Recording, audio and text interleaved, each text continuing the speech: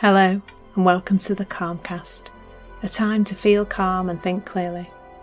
I'm Claire Downham, the Queen of Calm, a transformational life coach. I was a burnt out head teacher who finally made the journey to calm after years of trying, and I want to prevent you from having to do the same. The Calmcast is a series of short explorations, gently guiding you back to your natural state, which is calm and clarity. Just listen like you would listen to music, with an open mind and curiosity. There's nothing else to do. Now let's relax into today's episode.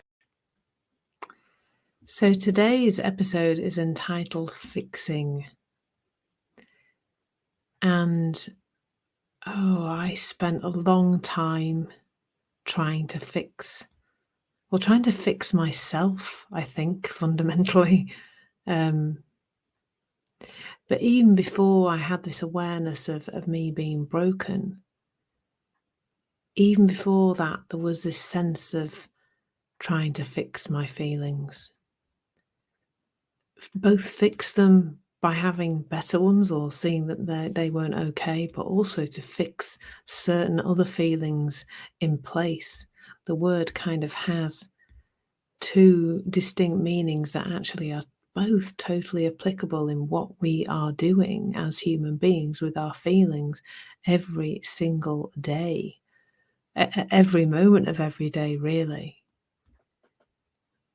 Somewhere along the line, we are taught, or we just learn, that some feelings are okay and some are not, and that somehow we should be trying to fix the nicer feelings, in inverted commas, in place, and trying not to have an experience of the less preferable feelings. The search for happiness is probably the most unpleasant search available to us, really. Because it comes from a misunderstanding about where happiness is. I'm not even going to say where it comes from, because it doesn't come from anywhere. It's who we are, really. It's our essence, as is calm and peace and love and wisdom and confidence and resilience and all those other things we go looking for outside of us. So that the first stage of my attempt to fix my feelings really involved a lot of heavy lifting in the outside world, a lot of attempts to manipulate people and circumstances. And I think the reason why I burnt out really was that at the time of the burnout, there seemed to be a lot of circumstances and a lot of things that I had the desire to control, to fix, in order for me to feel okay.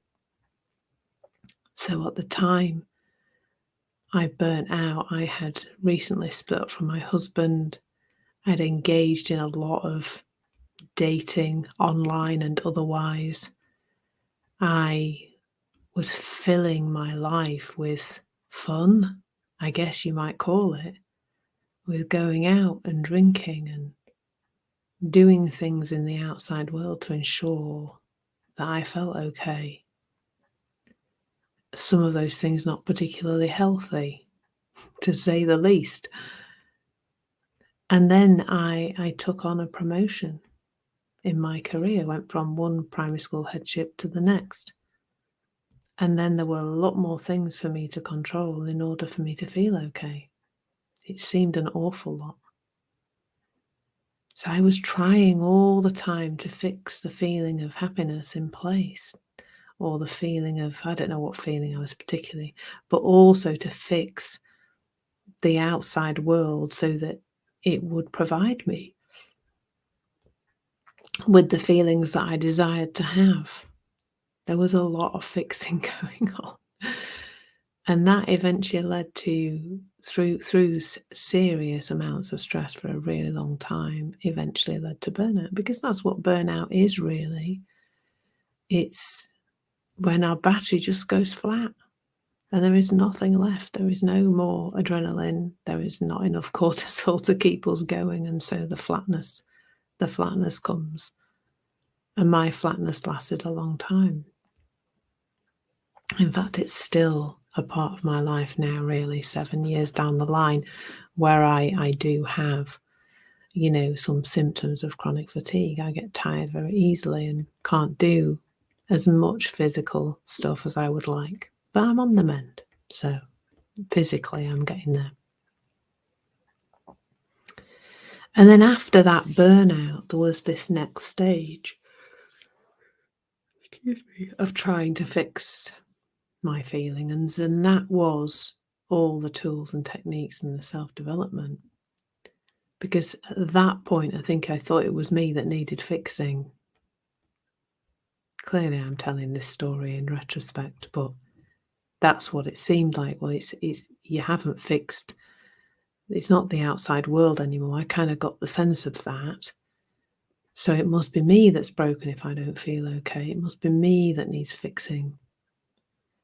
But it was still seeking a feeling in the outside world. It was still this attempt to feel better by going into the outside, by doing things in the outside world, because reading a self-development book, doing tapping on me, meditating, having hypnosis, they're all doing things in the outside world to try and fix a feeling in place, to try and feel a certain way. For me, it was often around motivation. I didn't think I was motivated enough. I thought I procrastinated too much. And so I was seeking to feel motivated more of the time, or I think I thought really I could feel motivated all the time, that I could fix that feeling in place, and that therefore I would have this amazing life and this amazing business because I would be motivated all the time and I would have sorted out my mindset. Again, inverted commas required there, I think. But while ever we're trying to fix a feeling in place, we're missing the wealth of information there is in a feeling. No matter what feeling you're experiencing, feelings are always letting us know about our state of mind. They're letting us know that we're thinking in a certain way. So if we have angry feelings in our body, we have angry thinking. If we've got anxious feeling, we've got anxious thinking. If we've got happy feeling, we've got happy thinking. So that system is perfectly formed, as everything is, because it couldn't be any other way. That feeling is perfectly, any feeling we have has been perfectly created to let us know about our state of mind. If we're fixing our feelings and trying to get rid of them, or fix a different feeling in place, or hold a feeling, then we're going against our warning system that is there to let us know about our state of mind. And it is really like literally getting a piece of cardboard and putting over your dashboard, covering all the dials and all the warning lights on your dashboard, and then proceeding to drive around like that. I don't need to list all the ways you would get into bother in your car if you tried to get rid of the alarm. And when we're trying to fix a feeling, we're going to fix ourselves into happiness or fix ourselves into calm, we are stopping that warning from coming through. And the curiosity, when we look at these feelings, the ones we don't like, with curiosity, and we look and we start to explore what is the thinking that's there right now? What am I believing that isn't true? Is this true? And when we start to ask those curious questions, we're like a little detective or a big detective. We can start to find that unpleasant thought we've been carrying around. We can start to see that all the things we think about ourselves are not true, that what we think about the world isn't true. And therein lies this space of freedom. It's amazing what's possible when we step into that space and get curious and stop trying to fix our feelings, fix them in place, or fix them at all. That's where the true connection to the amazingness of who we are can happen, because we start to let go of the layers of thinking, and that's where amazing things are. Thank you so much for listening. There's nothing to do now but bring some awareness to how this is working out in your life. Listen regularly to experience longer and longer periods of calm. This has been the Calmcast with Claire Downham, Queen of Calm. Take care and keep listening.